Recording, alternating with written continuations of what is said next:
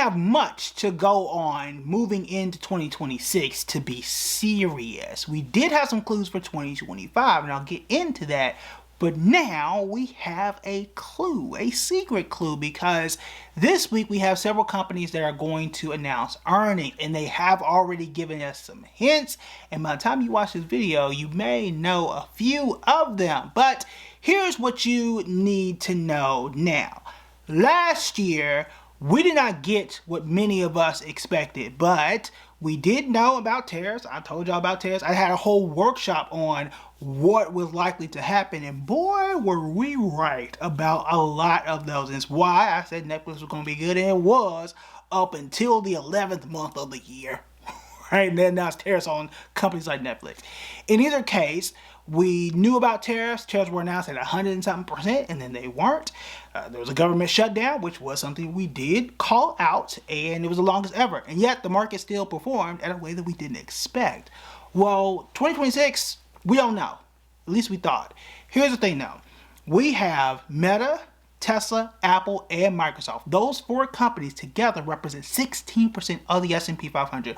All of those will be reporting this week.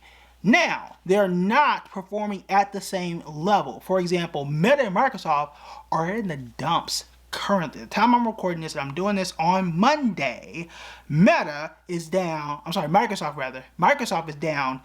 8% in the last 6 months, and only up 6% in the last year.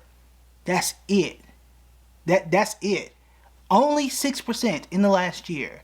That's the gain. That's crazy for a company that's that big, right? The four of them make up 16%. The four of them make 16% of the S&P 500. Then you have Meta, which at one point was on fire, right? Is now down 5% in the last 6 months and up 4% over the last year. Weren't these companies at the forefront of AI? So the first thing that we can learn, figure out how to invest for the rest of this year, and it's still early, is does this signal whether the AI bubble is dead? This is something that people have been trying to figure out. Meta renamed itself after, Meta AI and the metaverse and all of that. They've been among the top 5 or 10 companies spending on this AI thing, right? Especially Microsoft. They've been the ones kind of rolling out the cash cow, or the checkbook rather, for OpenAI. It was Microsoft that was behind the majority of that. We about to find out here soon what they expect moving forward, and that's going to give us some level of tea leaves, if you will, and perhaps most importantly, that is going to give some control over the stock market. Because again, when four companies make up this big of a chunk of the stock market, where they go, the stock market in some way does follow. So that is number 1 and 2, if you will. Now, on the opposite side of the coin is Apple. Now, I have said my piece about Apple. Warren Buffett has spoken his piece about Apple. When I say spoken his piece, I mean by the money that is spent. Now, remember, he has retired, so he out the game. He up out of here in terms of his seat at Berkshire Hathaway. Now, I had not been a fan of Apple in the last, let's call it 2.5 years. However, things have started to turn around. Apple is now up, at the time I'm doing this video, up 19% in the last 6 months, and up 14% in the last year. Apple had been lagging behind in the AI race. Remember, I had been telling you that Siri was trash, and it still is, right? Because what is the last thing that they have done that was great? Their Apple Vision Pro. What happened to it? You know anybody that has it? It was overpriced. Nobody liked it. Nobody used it. And they haven't done anything innovative. They don't have a great AI product. And where are they? Right? Where are they? What they have been doing is partnering up with a company like Google, which is doing well. They are the company that is up 72% in the last 6 months. Now, we're going to talk more about Google, and I don't know what order these videos are going to come out in. Unless you're in the members only, you get all these videos early. So there's that. There's an advantage there.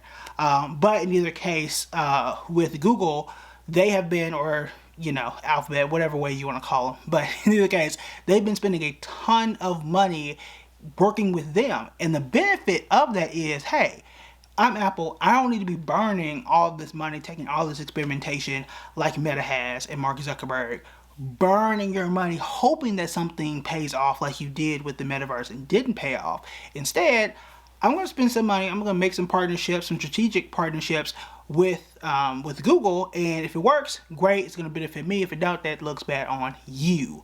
And we just partnered up here and there. And their service businesses, their subscription businesses, those things have started to pay off, and people are starting to buy iPhones apparently again, right? And those things have started to work for Apple, and the stock is starting to perform. So if you have been buying Apple in the past, you bought low, now that it's starting to pay off. Now, have you dug yourself out of the ditch that has occurred in the last like two and a half years? I don't know if this game is going to do that, but it could be on its way back. We'll see if that is a trend that is going to sustain throughout the year.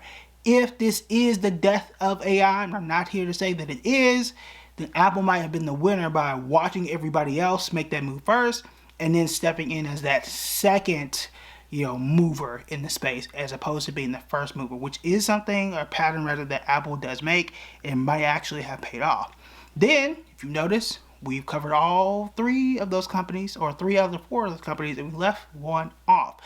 That is Tesla. Tesla, at the time that we're doing this, is up 37% in the last 6 months, and up 7% over last year. It's a wild company. It is the most legitimate meme stock out there. I am calling it a meme stock. Let's be honest, it does not make sense. Tesla has not made sense for a while. Let's just be honest. Let's just sit down and be honest.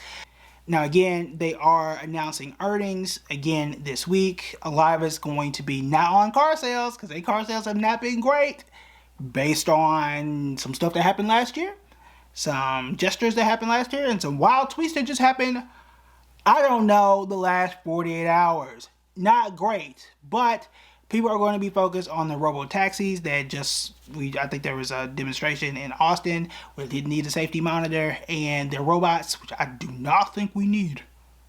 Don't think we need those. Anyway, they're autonomous robots are supposed to be launched either later this year or next year, if that is to come to pass. Those are the things that people are going to be clamoring about, and that's going to move the market if those demonstrations and if they get good news about those things. Now, why do I call it a meme stock, and why do I believe that it has been a meme stock? Because it's just all about Elon Musk and what he is doing or is not doing, regardless of if sales are up or down. That's all it's ever been about. Let's call it what it is. Maybe it's been more than that. Maybe it's been 15 years or so. There have been times where sales have not been great before Tesla was truly what it is today in terms of legitimate car company, when it was not that, and they had been losing money every single year. The only reason it was good because you knew his name and because he was famous. That was the only reason why it was what it was. Now that he owns Twitter, now that he owns the airwaves and all those things, when he does something bad, the stock falls. And it's just vice versa. It's a cult of personality. That is all it is. Are the cars legitimate? Yeah, they are, right? Are the robots and robo-taxis going to be something that's a thing? Yeah, they may be, right? But I don't think that company is properly valued. But I also say that don't mean that you can't make money. What I will say, though, is I think it makes it very, very difficult to separate the two and know that, hey, this is what is truly more predictable and what is not. I've done an entire video of the issue between Tesla and Elon and what makes it incredibly difficult to separate those two, because what you don't want to happen is an entirely good stock be ruined by one bad tweet, one bad speech that does not happen with any of these other companies or any of these other stocks that you don't even know who the CEO is. If you want to see that video, which I guarantee you will be worth it, you want to check out this video right here.